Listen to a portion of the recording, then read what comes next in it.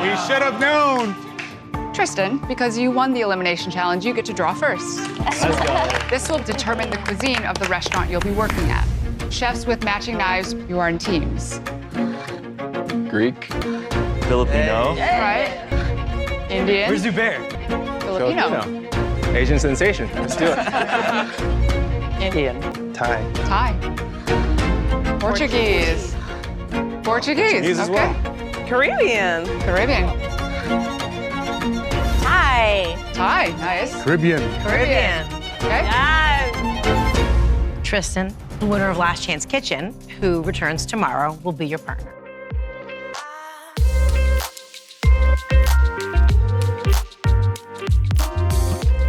Welcome to the Eat Your Content podcast. I'm your host, Rich Herrera. Thank you for pushing play on my little podcast. I appreciate it. Just a couple of program reminders, continuing with our Top Chef recaps this season for season 22. So we're going to be digging into episode 5 today. Lots to talk about, but also another reminder to follow me on socials at Rich Herrera at Eat Your Content on TikTok, Instagram, Facebook, and also wherever you get your podcast, search for Eat Your Content and hit that like and subscribe button so you'll know when new episodes come out. Joining me again, the guest host with the most, Chef Savannah Miller, season 21 finalist. Thanks again for joining me from sunny Chicago. I know, a little bit of a different spot today, but we're traveling, we're making it happen, and I'm excited. This was a really good episode. So yeah, really good. So first impressions, our little amuse-bouche impressions of the episode. What'd you think? I do always love a switch up a few episodes in, right? Like no quick fire. We're going to like put you on the edge of your seats a little bit, like for the chefs and for the viewers at home.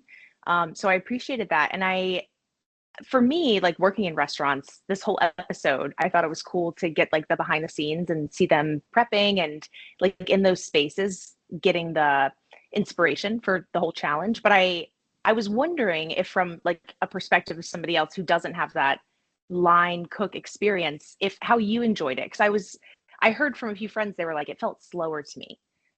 I mean, I might be the wrong person to ask because I love seeing that stuff.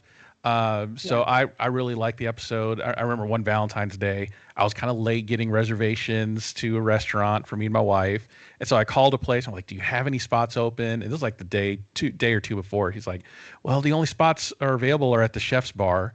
If that's okay." I'm like, sign me up, man. Absolutely. Like we love seeing like all the cooking going on and watching our food come together. And so I loved it. I mean, I enjoyed seeing that behind the scenes look and watching these CDCs and executive chefs hit the line like a line cook. So that was always fun.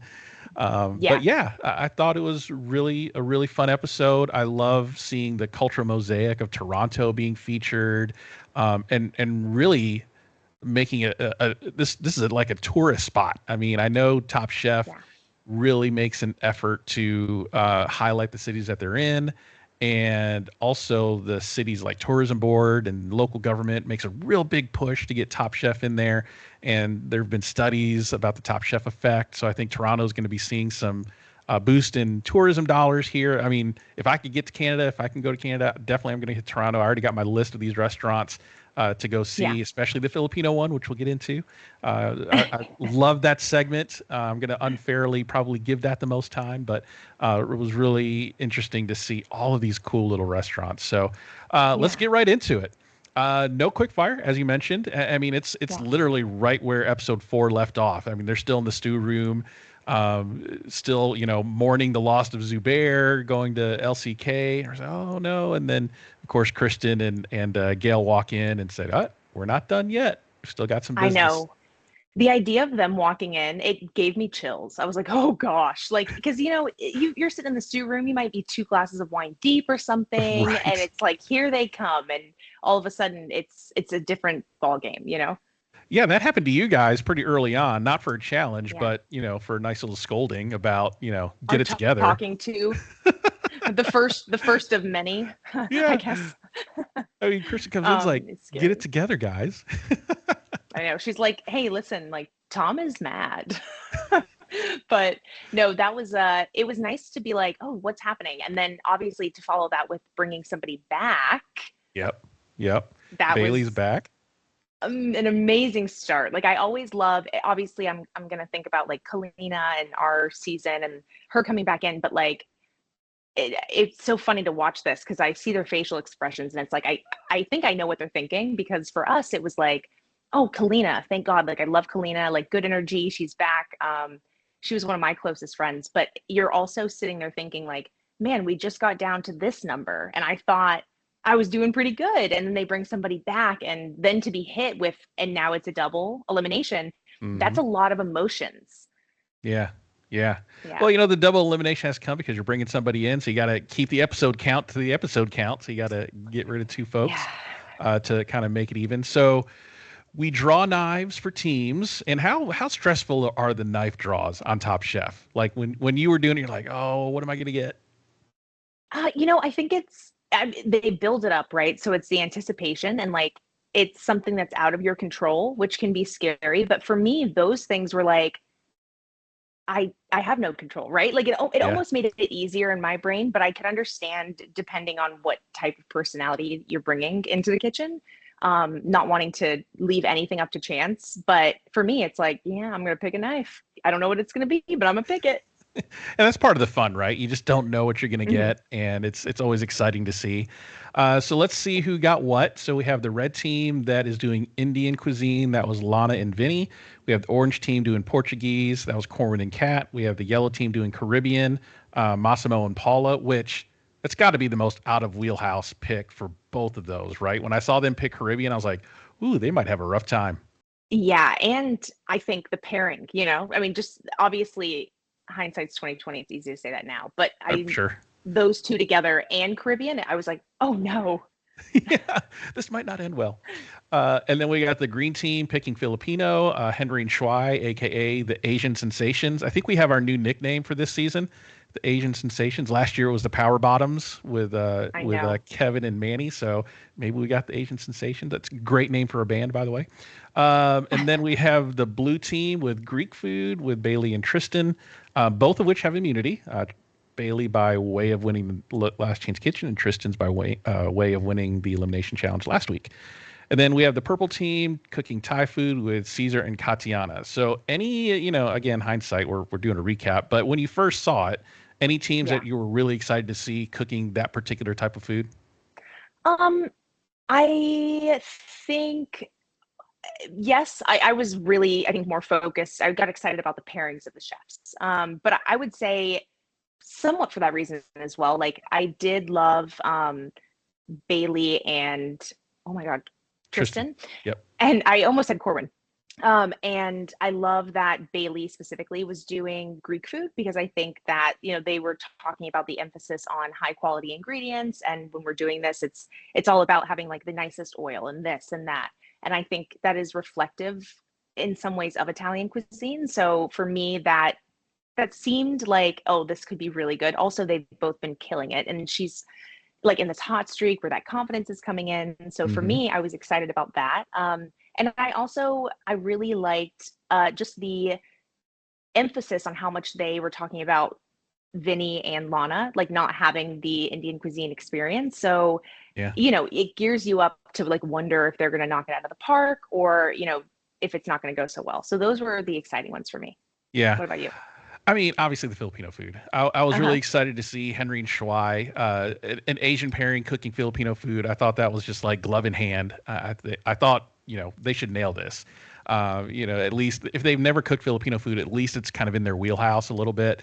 And I was just really excited to see Filipino food on TV, which we'll talk about when we break it down a little bit further down. Yeah.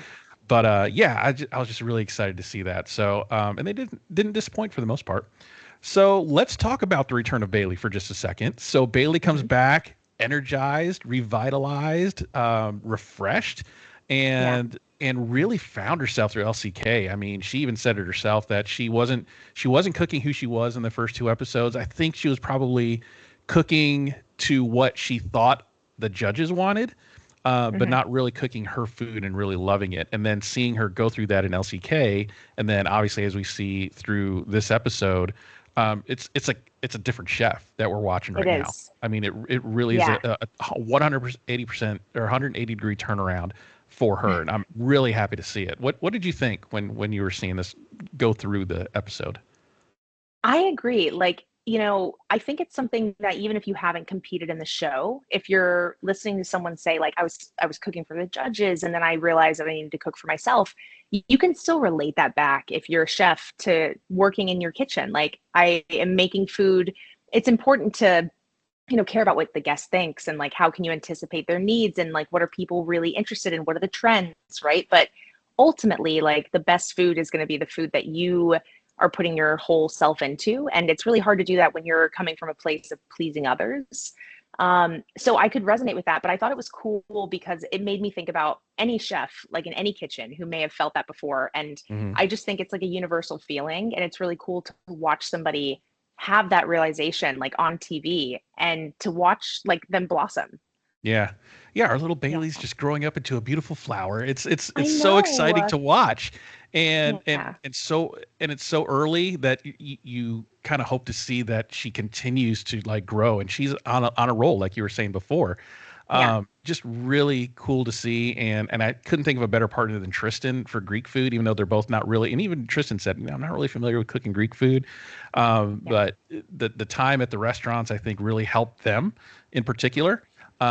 So just seeing them paired up together and cooking at top of their game at this point of the Yeah. season is really exciting to watch. Really exciting to watch.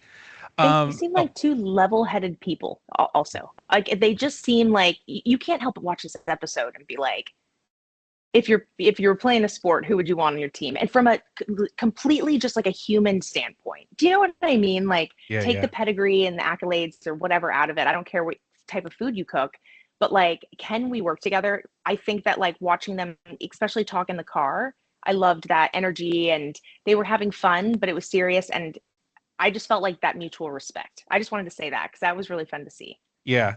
I mean, they're both in the zone. They're both cooking at the top of their game right now. Just give them the ball and let them rain 3-pointers all night long, and they're gonna make them. So, one thing I did like to see, or what I like about Top Chef in general, there was a lot of confessionals about, I'm not familiar with this food. I've never cooked this food before, and what Top Chef does so well, and why I think it's so respected in the industry by folks like yourself and those in the restaurant industry, is that it makes contestants better all around chefs after they leave, right?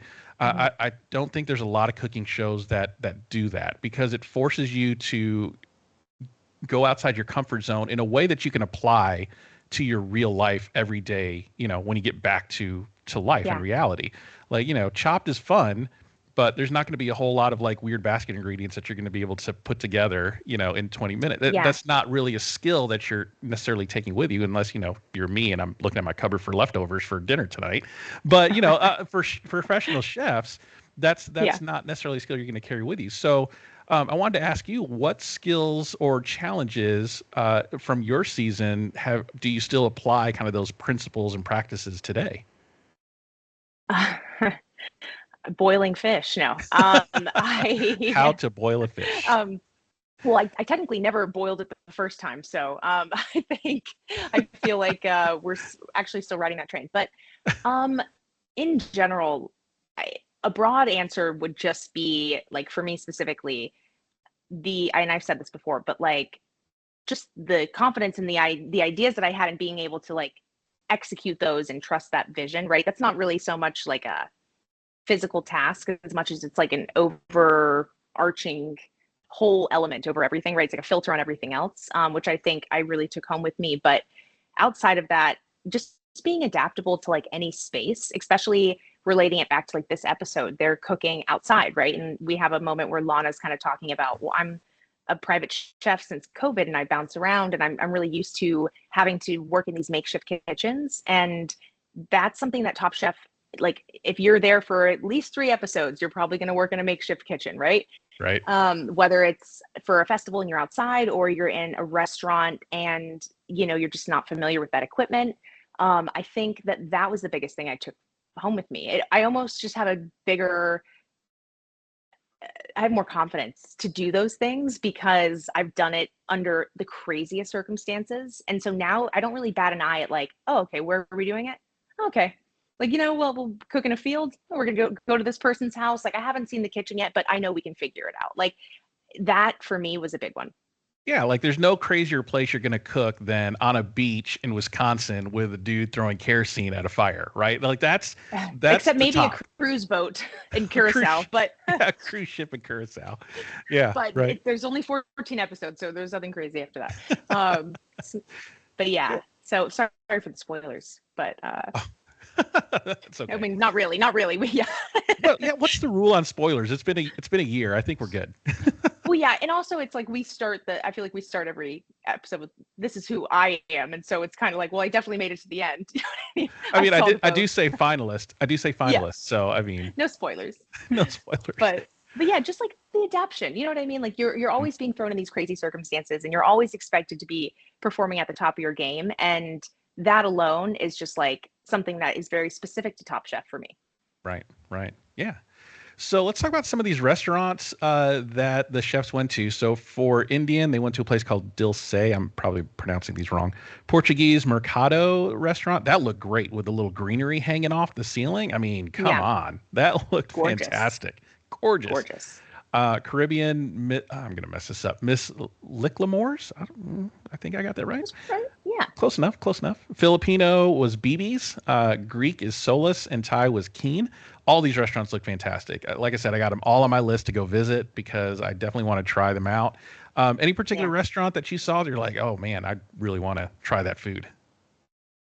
Oh, I mean, all of them. I think what stands out to me, some of the scenes that I really remember, I thought the kitchen, like, it seemed really tight at the Indian restaurant. Mm-hmm. And I was like, oh man, like they are in there. To be honest, I said this to Justin while we watched. I was like, that's a tight kitchen. And I said, I feel like if Top Chef called and they were like, hey, we're going to bring, like, can we use your space? We want to highlight your restaurant. Huge honor, right? Immediately, I would be so like, my mom when people are coming over. Like, it can't look like we live here, you know? And I think, I mean, these restaurants were great. They were beautiful. Not that I noticed anything that I thought was messy. I just had that realization that it would cause me so much anxiety. But I think just watching them be in those spaces, I think watching the food and like the chicken karma sutra, like that sauce, I mean, I'm definitely biased. I could eat Indian food 4 nights a week. But that to me was the one that I was like, I wish I was eating that right now. Yeah, that did look good. The chicken Kama Sutra dish, hilarious. Yeah. I mean, hilarious the way Vinny kept describing it that we'll talk about in a minute. But oh my God, it was so funny, his little spiel. But the chicken looked really good, and that sauce looks so smooth and velvety. Like I mean, come on, that looked great. And you loved the Filipino restaurant shout out. Yes, the Filipino food. I mean, the opening. I mean, I'm going to talk about this like this is Chef's Table on Netflix here for a minute. I'm going to please. I wish I could play the music. I know. I'm going to have to find that edited in here somewhere. But they opened the shot with Filipino spaghetti, which is fantastic. I mean, a staple in Filipino, especially as a kid growing up. Like, you know, you have the spaghetti and you have the sickly sweet tomato sauce topped with hot dogs and cheddar cheese. Like, it's just fantastic. It's so good. And then they featured bagung, which, I mean, that's an acquired taste. I can't take a lot of bagung. It's fermented shrimp paste, but my mom loves it on like green mangoes. I'm like, Mom, you're savage. I mean, bitter green mangoes, and then she puts bagung on it, eats it like it's toast. I mean, it's insane. First thing in the morning, it's like wakes you right up. I know, right?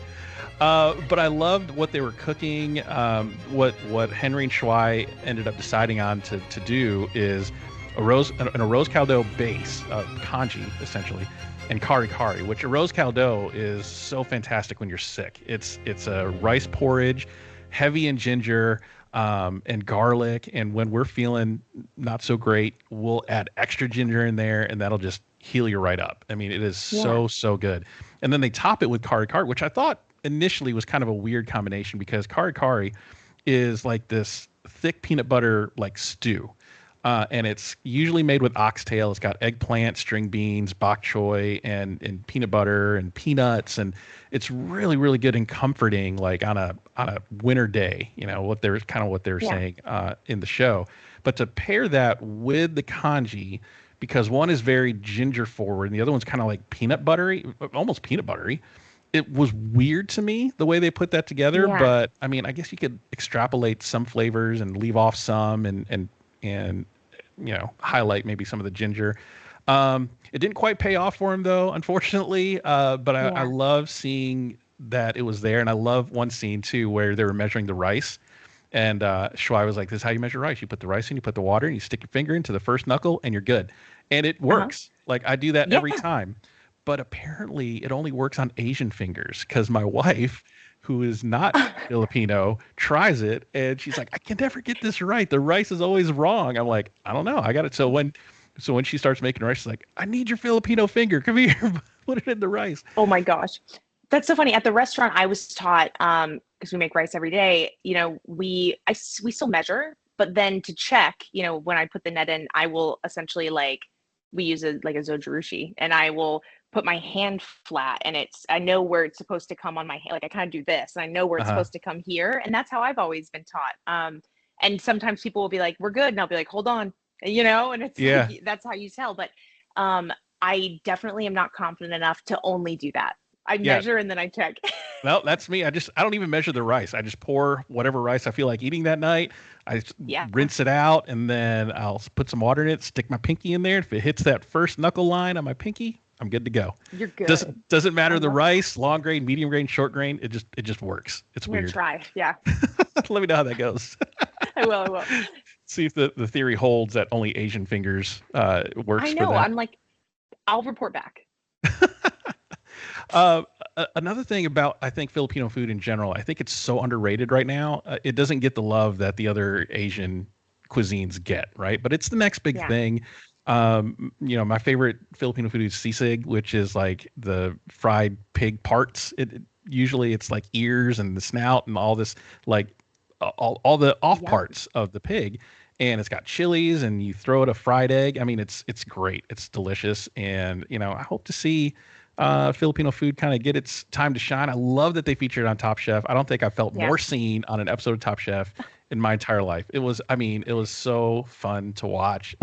I could go on. That's important. But I'm not. Yeah.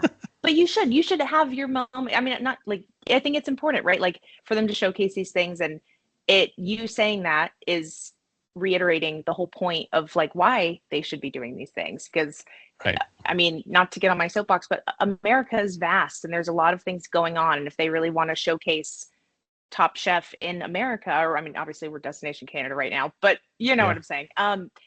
There's a lot to be shown, and I'm very appreciative that it used to be something where it's like we go to places because they have a lot, and now we go to places like Toronto does have a lot, but they're making the things that like I didn't realize, how vast Toronto's cuisine, like how many options there were. And I don't know much about Filipino food, but I thought it was really cool to learn this episode.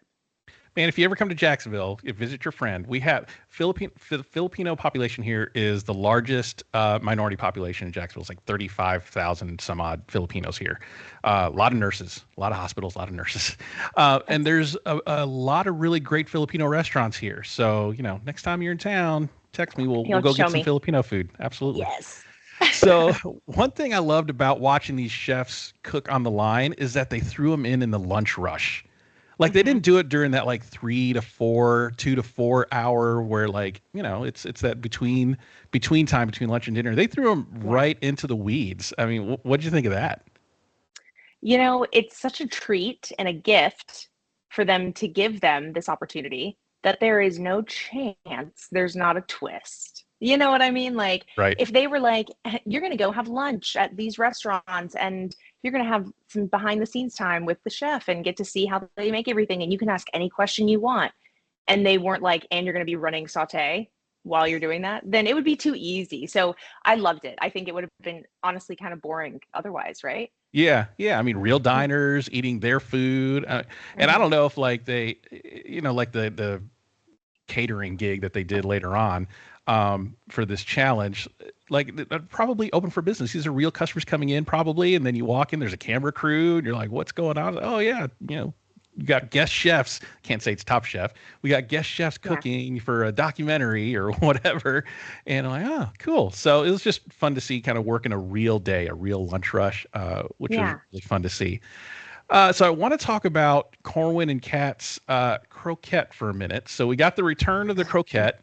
And I think we need to add that to the list of things not to cook, which is including risotto right now, of things probably never to cook on Top Chef ever again. You had your season had top croquette during that challenge, and I don't think anybody's was perfect. Everybody had some mistake on the croquette. But what did you think? Did that kind of bring back some PTSD when you heard them say croquette? Just some cold chills down my spine, you know.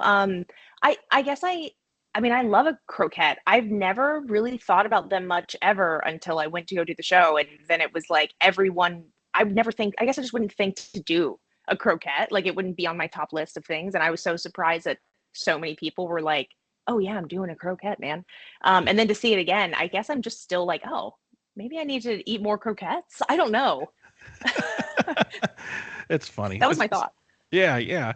And they want to do a salt cod croquette, but there's no salt cod to be had, so they have to pivot. They just get cod.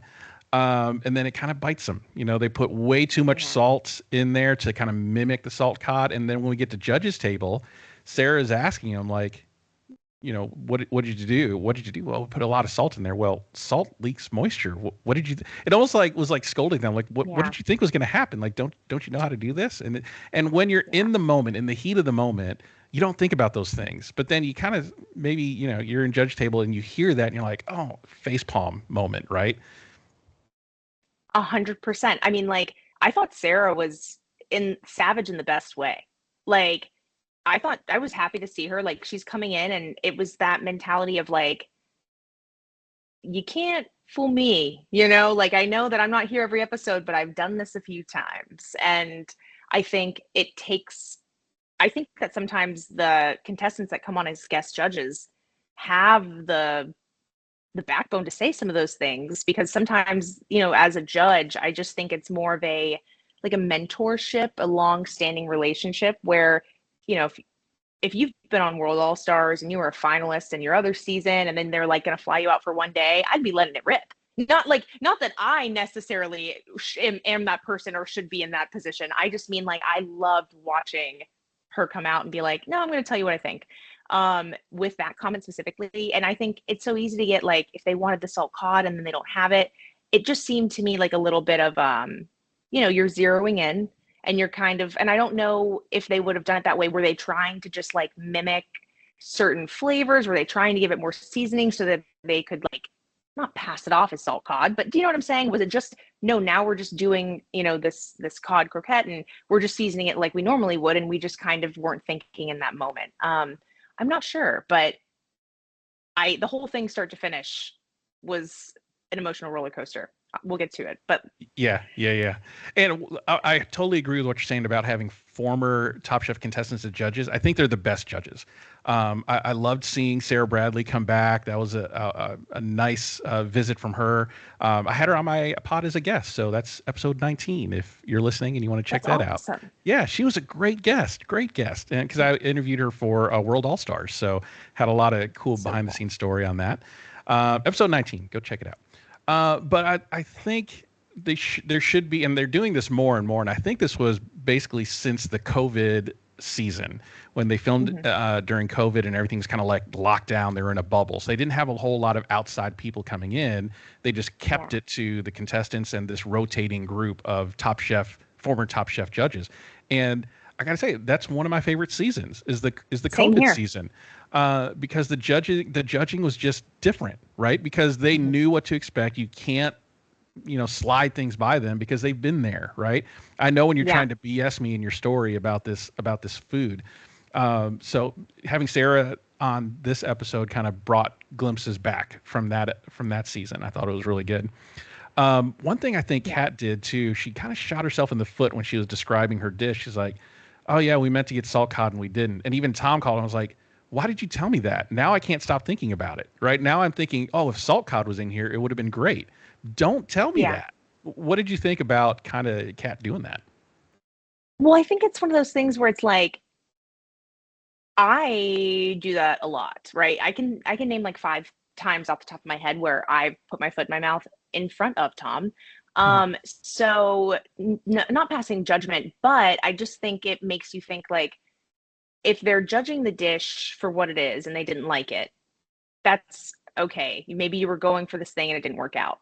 If they're judging you for a dish they didn't like, and now they realize that you were just kind of too focused on doing this other thing, and well, we didn't get it, but we still executed the dish as if it kind of was like that's what we got. And I just think at that point they're like, well, you're not even putting your best foot forward. I think Tom's like, why would you tell me that? Because I can't stop thinking about it, because now I just know what you were trying to do, and you let like something not being in stock keep you from making a great dish. Like, just cook something else. Maybe, you know, who knows how far along, you know, if it was they couldn't turn back, I don't know, but like I think it makes them think about it in multiple ways. Yeah, none of them good. So let's talk about, I do want to touch on this for just a minute. A little bit of drama between Massimo and Paula, a little arguing. I mean, I know the later seasons of Top Chef, basically from, I would say, seasons 10 or 11 forward, were a lot of, you know, it's kumbaya. We all love each other, and there's no scheming, there's no backstabbing, there's no stealing of Ed's pea puree, all that stuff. But there's some drama here. I mean, Massimo's taking charge. Yeah. Paula's like, I got this. And he's like, no, you got to do it this way.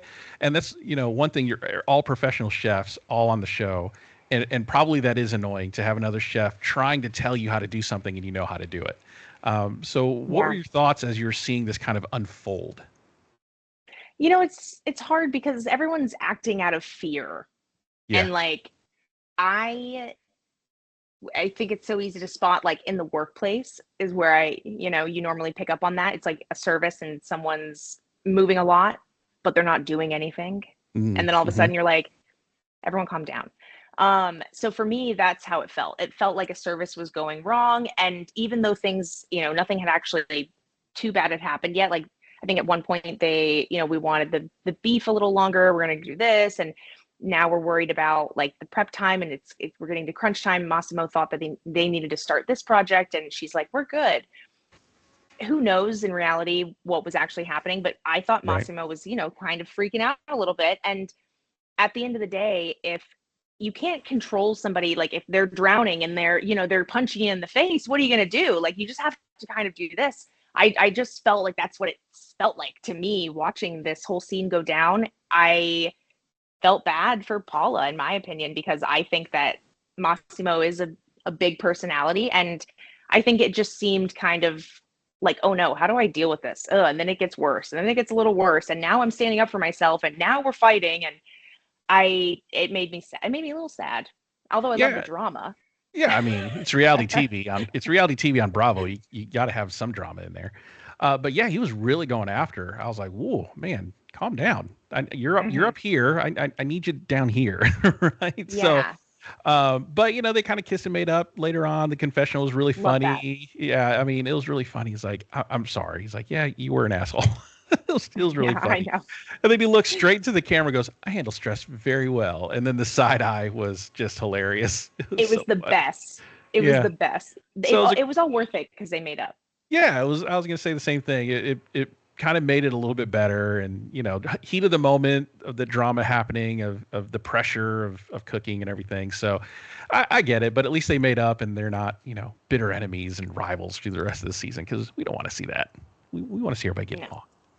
So I do want to talk about service, because this is their first kind of catering gig. They're cooking for 150 people. And I don't know if you're able to talk on this a little bit. I'm dying to know how those things come together, right? So I'm convinced that somebody was really catering something, and they're like, oh yeah, we can do it for you for free, and you'll be on TV. But I'm sure there's a lot more into it than that. I'm sure they invite certain, you know, dignitaries from the city and whatever. But do you have an insight on how those big event cooking things come together? Yeah, I mean, and this, I guess it's insight, but it's also, you know, this isn't too secretive because this was like said to me like on a podcast. So I feel like it's safe. You know, for example, our fish boil, right? We had a ton of people, and also our cheese fest, we had a ton of people. And one of them was even like the cheese fest, people were voting on their favorite. And so they knew that we were competing. Something like that specifically, I know for a fact that, you know, they reach out to people. I'm not really sure how you get on the list, but I know that they reach out to people. And I've also done research where I see people on Reddit threads like, does anybody know, or I can please apply to be invited to X, Y, Right. and Z. And I'm like, I don't know any of those answers. But I do know that they understand that they're going to be on camera, and typically, you are signing an NDA. And so all these people who get invited, I would assume know what's going on, especially if they have any part in the voting process of like a fan favorite. And then they're tied to a contract just like anybody else. And they can't say anything until the episode airs. And I think sometimes, it's intentional invites with people who might do media for the show, or maybe it's like you said, people who are big in that area specifically. But it is pretty locked down from what I understand. Yeah, because again, if Top Chef ever comes to Jacksonville, I want to be on that list. I want to go because it looks so fun. But seeing the throngs of people coming in, like when you're on the other side of that, is it intimidating just seeing 150 people in mass heading your way? Yes. And this was, again, one of those moments where it's like, oh, it's so different watching now. It's so different because the only time I can really like relate, I mean, Restaurant Wars was a little different because for us, you're seeing people come up, but you're not right in front of them. It's Restaurant Wars, you're in the back. For the fish boil, you are sweating, you're running, you're tending a fire. There's sand, you're on a beach, there's sand in my sneakers, and we're like running around. And then all of a sudden, you look up, and I had cut my hand. So that was extra bad. And then you just look up and you literally see a wave of people coming at you. It feels like a nightmare.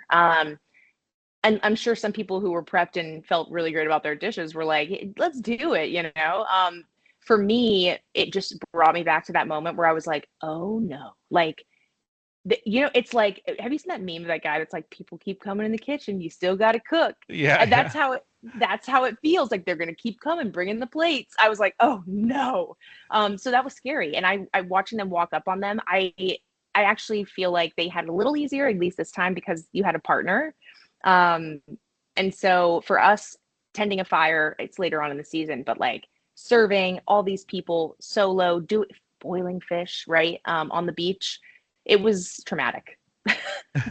And it's literally when the clock hits zero, right? The clock hits zero and here they come, right? Yes. And I think for us, it was, we could see, we had 5 of us cooking. And so you knew that they were going to start with one person and it kind of goes down. So it's also just a countdown of like, oh, they're at the table 2 away from me. Now they're at the table right next to me. I can hear them wondering what I'm making. Oh no. Like, and then they're walking up, and it's a lot of anxiety. Yeah. I can imagine, because they had the camera shot, kind of over the shoulder camera shot, and I saw the wave of people. I was like, whoa, like that's 150 people coming straight for you. So, wow, that's fun. So let's talk a little bit about the dishes that everybody made. So Paula and Massimo did the braised short rib with grilled flatbread and escabeche with sweet plantain vinegar. Judges said the meat was dry and not as Caribbean as it should have been. And that's not gonna be the first time we hear about some of these other cuisines. It's not as blank as it should have been. So what did you think? I mean, we can't taste it, but what did you think of looking at their dish and kind of what the judges were saying?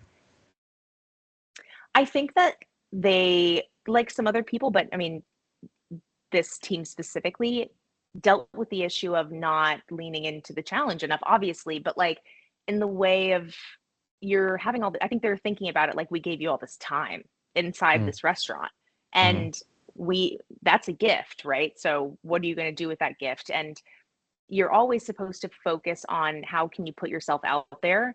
But like at the end of the day, if it's a Caribbean cuisine challenge and it's you put the best version of yourself out there, but it's not Caribbean, you're never going to win. You could still make the best Caribbean dish ever, still win, and then be like, I didn't really get your POV, but like it was the best dish we had all day and it met the challenge. So that always has to be the primary focus. Yeah.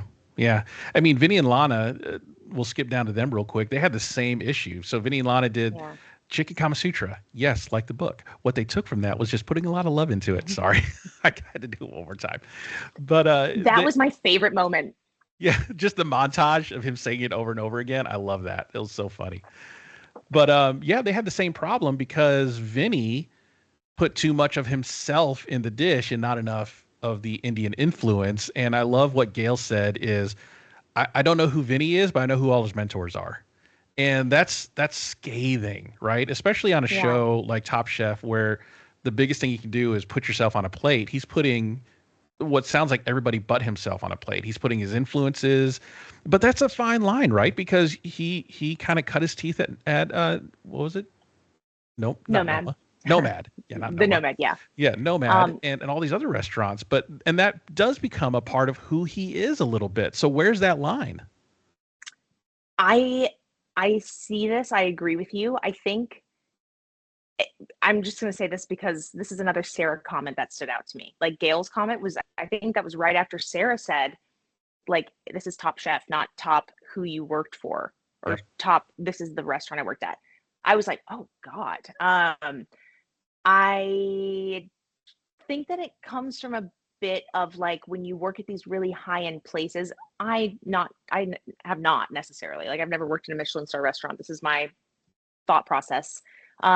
Is that everything is so dialed in, and because it has to be, to where you could go do an internship straight out of school, right, and work at a restaurant like the Nomad, and you're going to gain incredible experience, but it's going to take you a long time to really be trusted with certain tasks. You're going to spend a lot of time doing smaller things, and he was there for a long time, so he worked his way up, obviously, right? But if you were to compare that to, I don't know, maybe somebody like, I'm going to say like Lana, right? Who is like, no, I'm more of a private chef. I do my own stuff. You're constantly having to use that part of your brain where you're working that muscle and you're being creative and all those things. Not that Vinny doesn't do that nowadays where he's at, but like, if that's ingrained in him, part of being in those spaces is being a very excellent soldier. And you are executing this vision to a T. And I think a lot of it is like not necessarily asking questions all the time. It's like, I'm learning and I'm doing this. And then you get to a point where you can start incorporating that. I just feel like when he relies on, oh, we did this at the Nomad, blah, blah, blah. I don't know if he's really pulling in his current inspirations and what he's doing and combining it at that time. Does that make sense? Yeah, yeah. And I hope he, I don't, well, they didn't really say that to him, but I kind of wish they said that to him as opposed to, back when he was in the stew room, because if you hear that and you're like, look, we don't know who you are, Vinny, you're cooking all your influences and how you were raised in the industry, but we don't see you on this plate. We see all your mentors. I think that would have stuck with him. And kind of see where he would have taken that type of critique instead of just, why hollandaise? It's not as Indian enough, which is good critiques to have. But I think when you're in this competition about putting yourself out there, I think they need to hear this and say, cook who you are, not where you worked. Stop cooking other people's food and cook your food. So I don't know. I mean, he watched this back obviously now with the rest of us, but I hope at some point he heard that and has ingested it and let it marinate in his soul. I don't know, but we'll see. And I don't want to make an unfair comparison, but like, I do think just their experience. I mean, Danny has a lot of that same pedigree, right? And I think something Danny did very well, my opinion is that Danny had all of that technique and that finesse and that training, but I mean, you are seeing, that, he's pulling from these dishes that he grew up, or like his love of seafood because he has these memories with his dad, and he, Puerto Rican and Dominican and just all these things, right? Like, I feel like I knew Danny personally, so maybe it is an unfair comparison, but I think that even the judges would say that they could tell where he worked, but they also knew who he was. Right, exactly. So yeah, good comparison. I think Danny is that good blend of finesse and who you are. Like take the technique that you learned and combine it with your soul and put it on the plate. See what happens. Yeah. So we talked about Cat and Corwin a lot already. Don't make those croquettes ever again. And then let's see, we talked about Vinny and Lana and Caesar and Katiana. So they did the pad thai glazed tenderloin, pickled mushrooms, butterfly pea flower pickles. Ooh. So good responses. A lot of people liked it, thought it was sweet and spicy. Nothing negative, but it didn't seem to like blow up anybody's skirt. You know what I'm saying? It didn't blow anybody away. Yeah. What did you think of theirs? She's loving the flower shaped stamp. Apparently that's her trademark now. So what did you think of that? I mean, I thought it was gorgeous. I thought like they watching this team all the way from like just the conception of like this is who the team is. I was already into it. And then watching them in the actual restaurant, I think they were in the same way that I can say I feel like some people didn't use that time efficiently. They were the opposite for me. And I think that they really connected to certain aspects of what they saw and what they tried. And not only were they inspired by it, but they were able to effectively pull it off, right? Like when they taste it and they're like, yeah, it's like this really cool moment. Yeah. Henry and Schwa, we talked about them with their Filipino rose caldo topped with the pork kare looked really good with the bagoong XO sauce. I love it. They got bagoong on there. I can't get enough of that. One thing that Tom said is they got the sour down, which is trademark Filipino flavor. It's sour, it's sweet, it's salty. That's what you look for in Filipino food. So glad to see that they nailed that. Let's talk about Tristan and Bailey. They did some amazing things with what they were given. They did a grilled octopus with Kalamata Greek honey caramel. I haven't stopped thinking about that since I saw it. I was like, how, again, this is Tristan's inventiveness, his ability to improvise and play jazz with his food and come up with something to brush on some octopus for, to glaze it and to char it. And I want to taste it. You can't buy that kind of sauce in a store, right? So I need to know. I'm sure it's on a menu somewhere now for him. And then Bailey did a green olive honey relish. I mean, let's talk about this dish for a minute. How impressed are you by seeing this? I'm super impressed. I think their food always sounds good.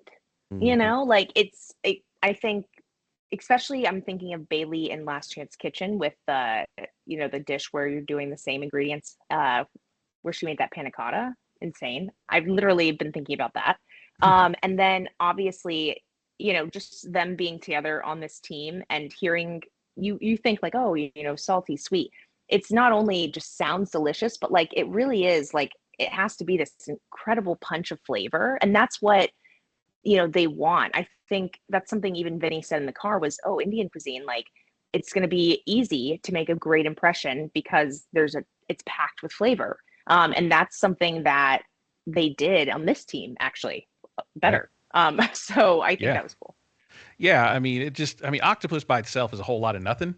So it needs some help. It needs some help. And that honey glaze Kalamata olive thing was just perfect. And I mean, it's so Greek. Like, I don't think that's natively Greek, but all the ingredients that came together is like, it's so Greek, right? You think about everything that was put on that octopus. They really leaned into it. It was really fun to watch. And that's what's fun about watching people cook that are in the zone, that are in that groove, that are having fun. You can tell it's exuding from the screen. So great job with them, which takes us really right to judges table. The top teams, not surprisingly, was Bailey and Tristan, and then Caesar and Katiana. So the top two there, but obviously I think Bailey and Tristan won by a mile. No knocks on Caesar and Katiana. I'm sure it was great. But what they were able to do with that octopus and the things that Tristan was just able to come up with off the top of his dome is just really, really cool. Now, he did describe that they robocued the olives with garlic. Now I know what robocu is. I'm just kidding. I know nothing what it is. What is that? What is a robocu? Oh, a robocu is a food processor. So think like, your Cuisinart or something, right? That like most people would have in their home kitchens. Except this is like, I don't know, like $8,000 or $6,000. Like it's expensive. I might be wrong. I've tried to buy one at a secondhand store. Probably not a good idea. Anyways, so it's essentially just like a really heavy duty food processor that you could put almost anything in, and the blade has a super high power and speed. So you can work anything. A lot of people will use it to even make like aiolis or sauce bases where you need something to emulsify, but also for any sort of dry product as well as like breaking down nuts or olives and, making like relishes. Cause you also, just like at home, you have on off, but you have a pulse so you can control it. Oh, okay. So it's like a Cuisinart that didn't skip leg day, essentially, is what we're talking about there. Yeah.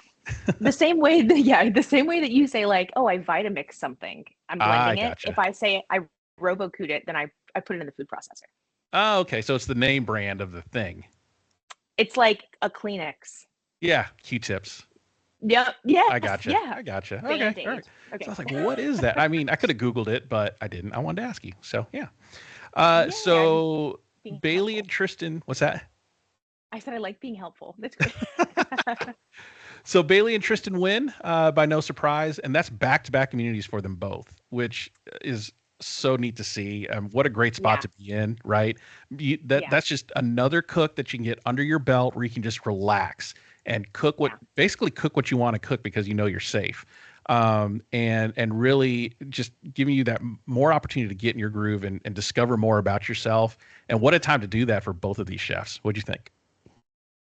I thought it was fantastic. I think it's always that thing when you see somebody is going to have immunity and then you're wondering like, oh, how's it going to work out? Like, are you going to have, I don't know. I guess it makes sense. Obviously they had to do it this way. It's double elimination. They had to put them together. But in the moment, I wasn't sure exactly. And I was like, is this going to be fair? Like, hold on. So I think they both earned it. I love that they got to work together. I love the momentum. I really think it would be cool if one of them had another win next week, just to be able to say like you're never going to get rid of me. You know what I mean? Yeah. But I don't know. I just thought, I guess I'm also, I don't know. I think that Bailey has taken a complete 180 for me, Hmm. and I'm catching up with my emotions. I'm like catching up with her. Like she is killing it. So I don't know. I'm really excited to see next week and kind of what they do. Savannah's in her feels. I am. I really am. I think it's so cool to see, and it's really cool to be like, oh man, like she's doing it, and I can relate to it. And so it's a personal thing. But what I love about this show is that, I mean, I have a very specific situation. That's why I can relate. But there's tons of people who are sitting at home watching this and like, man, I know what it feels like to like do things because I'm trying to please other people. And then hopefully they understand that relief when you stop making those choices for other people. But if they don't, it's really cool. And my hopes and dreams, people can watch this and be inspired and be like, maybe I'm gonna change my life too. You know what I mean? Or something Yeah. like that. I just think it's cool. Yeah, when you're cooking food that you love, other people are going to love it because it comes through that relaxed type of environment on the line. When you're relaxed and you're in the zone and you're cooking good food, it comes out. I mean, there's the cliche, cooking with love, you can tell the difference. I mean, you really can. I mean, that attitude and that mindset comes through in the way you prepare your food. So love seeing Bailey and Tristan kind of on this upswing. Let's flip that now. So we got the bottom with Corwin and Kat and Lana and Vinny. Now Corwin especially is having a roller coaster of a time. He was on the top last week coming off of a high, and now he's on the bottom with the salt cod croquette that didn't quite work out. And Vinny said something in the stew room that I didn't quite know how to take. He's like, keep cooking the food you don't like to cook and it'll get you far, chef. And he's talking to Tristan about it. I'm like, I rewound it and watched it again, and I was like, did he mean that sarcastically, like about himself, or you know, I don't. It was so quick and in passing, but it caught me, and I couldn't tell if he was being sarcastic about it, but he was like, yeah, just keep cooking the food you don't like, and it'll get you far. I don't know. So I have no idea. yeah. So anybody leave it in the comments below. What were your thoughts on him saying that? Because he feels like he's cooking food he didn't know, and he's getting kind of blasted for it. I don't know. It was just a really interesting line that I want to dig into. If he's listening, we'd love to know. Yeah, Vinny, come on, man. Break it down for us. What was going through your mind at that moment? We want to talk. We want to talk. I mean, look, it's a safe space. This a good podcast episode is a therapy session, right? Let's get that off your chest. I always feel way better. Yeah. So eliminated was Corwin and Kat. So they're both off to Last Chance Kitchen, and you hate to see both of them go because they're both coming off of pretty good episodes and doing really well. But it just goes to prove on Top Chef, you're only good as your last dish. And one thing that I appreciate about Top Chef is that they literally judge you on what you just put down. They don't judge you like, oh, well, Corwin's been really good. Maybe we should keep him around. This is just an off day. No, your off day. You're going home. So what do you think about that? Oh, I love it. I mean, I think yeah, I can't even imagine if it was like a cumulative thing, because it would take away. I mean, if that was the case, if you, for someone like me, like if you don't really even catch their eye until 5 episodes in, like, then what? Do you know what I mean? I don't know. Right.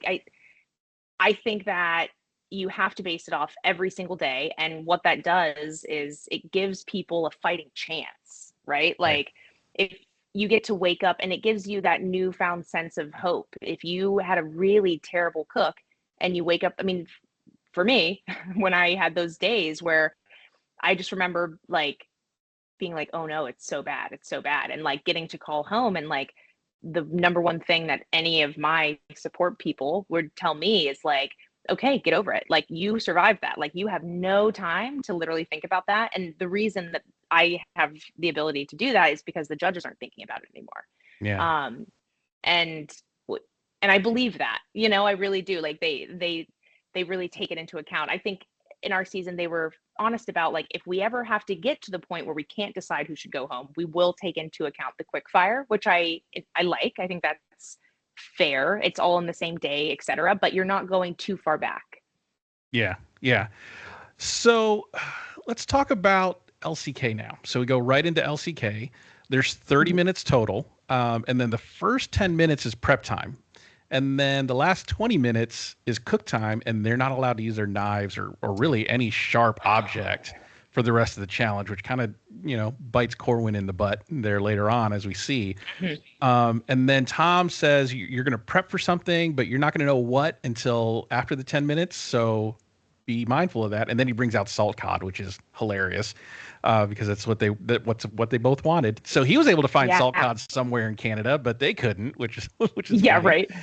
Right. So what a diabolical challenge, right? What were you going through your head when he's like, oh my God, no knives for 20 minutes? Definitely the idea, like, that's a whole new element, right? Like, to say you don't really know what you're going to be cooking is a challenge. Yeah. And then to say you only get your knives for 10 minutes, but I'll tell you what you're cooking is a challenge. But then to combine them, I mean, we saw what happened. It happens to the best of us. I mean, the second you walk into that room and you realize that's what's happening, everybody has the same game plan. Nobody is like really being that creative, like, oh, I'm just going to give myself a lot of options. Like, duh, everybody has to do that. But this is what happens, is human error. You can't, like, you can walk in there and be like, of course, that's what I would do. I would grab citrus, I'd get herb, whatever. Like, these are things that would hopefully go through everyone's minds. But man, it shows you how quick that clock moves, because you look up and you didn't open the coconut milk. Yeah, you didn't open up your can, and now you can't. And now that completely throws off your dish. Interesting to see Zubair was nowhere to be found. There's no peanut gallery anymore. So we're starting off with a whole new peanut gallery. I miss Ying already.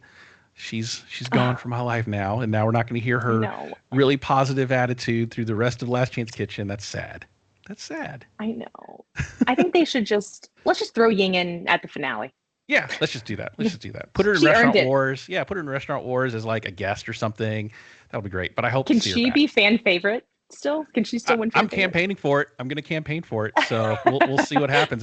It'll be history, the first non-contestant to win fan favorite. So, well, I don't know. Or the first one to not be in the main competition to be fan favorite. So we'll see. So Corwin, I love it when Top Chef does this. Corwin says, I have the upper hand here. And that's foreshadowing, right? And I was like, oh yeah, it's like when you watch a law drama or a law show and you're like, yeah, I'm going to testify on my own behalf. Yeah, you're guilty. So that's what normally happens, right? So he says, I have the upper hand here. And then things happen. He doesn't get his coconut milk open, and it causes his dish to not be the way it was. And Kat beats him with a salt cod panzanella salad. Which I thought was a really good idea to do a salad, especially like with her thinking, her reasonings, like, yeah, I don't need a knife to tear salad. I don't need a knife for Romanesco and all that. I was like, oh, that's smart. But she won with a salad. I mean, that's pretty impressive there.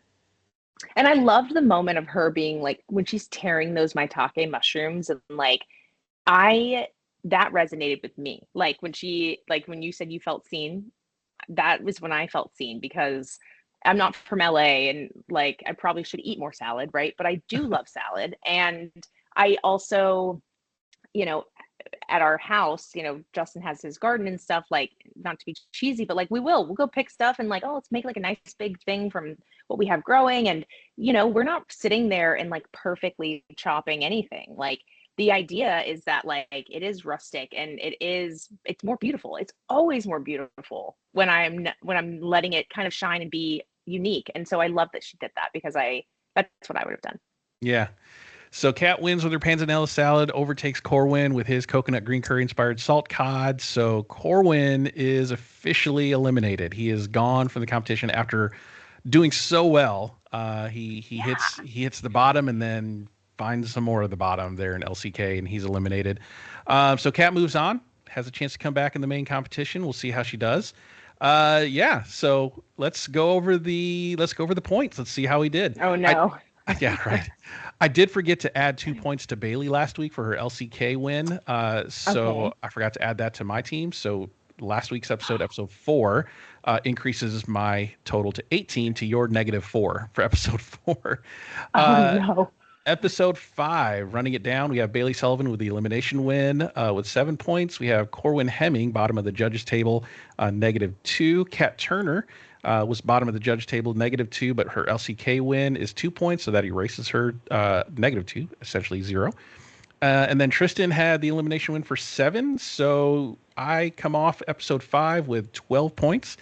You have 3 for Caesar for top of the judges table, 3 points there. Katiana's also top of the judges table for 3 points. And then both of the ones in the bottom were on your team with Lana and Vinny. They have -2 points each. So your episode total is 2. So I win the episode 5, 12 points to 2. And so far running tally for the season is 58 for me and 46 for you. So still a close game. Still a close game. Okay, I thought it was worse than that. I thought I was done. But no, we're not even halfway. Yeah, that's right. It's not even halftime yet. I mean, these other chefs can like turn it around and see what happens. Although for me, last year getting shellacked by my co-host, it's nice to kind of be in the lead. So I'm clinging on for the win here. I hope we don't slack off and end up like the NCAA championship where Houston kind of lost it in the last 36 seconds. So we'll see. Yeah, we'll see. Oh man, I am excited. I feel like I still have hope. I love the season because I really feel like everyone's so talented. Like, I think we're going to be neck and neck the whole time. Yeah, I think it's going to be back and forth. I mean, we've seen highs and lows from both of our teams. Just the last 2 episodes for me happen to be highs, but that could easily turn around in the next few episodes coming up. Fingers crossed. So we'll see what happens. I think we did it. We covered episode 5. Amazing. My favorite episode to date for obvious reasons, if I haven't said so already. But I love where we're going with this. I hope to see more Canadian sites and touristy spots to put on my list. What are you hoping to see in the next episode? Danny Garcia. Did you see? Oh, that's right. Yeah. Yeah. I was like, To be honest, I really am excited to see him come out. And I mean, at this point, it's like seeing your friend, right? So it's not like I'm kind of like, look at him on TV, and I think it's going to be really silly I'm sure he enjoyed it too. You know what I mean? Like to get to come back and do that. That's honestly the highlight for me. I'm really excited to see him on the episode next week.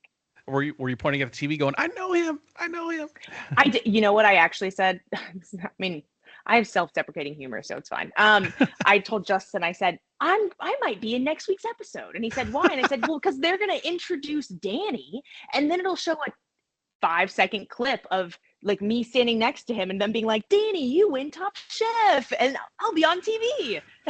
That's awesome.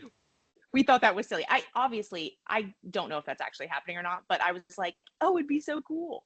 I love Danny though, and I think he's going to be a great judge. I think he's going to be ruthless. So that I'm looking forward to it.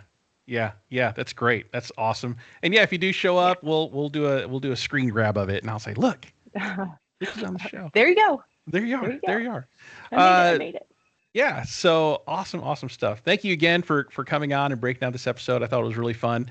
Where can people find you on socials so they can see what's going on? You have a big event coming up this weekend, so I'm sure you're going to be posting a lot about it. Where can people see it? Yeah. I'm in Chicago right now. And this Sunday, I'm going to do Dim Sum Give Some with a lot of the past contestants from season 21. It's an event that Dan puts on to raise money for Kennedy's disease. So if you want any information on that, you can look on Instagram, but you can also look on my Instagram, which is SavvySav, SAVVY, Yep. And this episode is actually going to be airing on Monday, so kind of a weird little time travel thing. Your event that's happening this Sunday actually happened yesterday.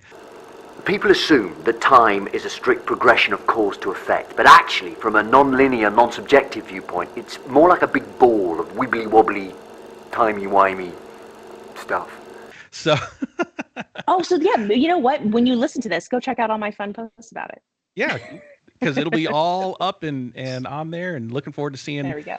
all of the former castmates from season 21 that show up on your feed. And I had a lot of them on my show. I had Suan on my show, which was really fun. I had you. That's cool. So yeah, it was really fun to see everybody having fun. So we're getting our Top Chef like house experience, because we had to stay in a hotel, but we're all staying in this big house with rooms. And so we're going to get that version of the thing that we missed. So I'm excited. Oh, that's awesome. It's almost like without the cameras, Top Chef goes wild, right? No, I'm just kidding. Top Chef After Dark.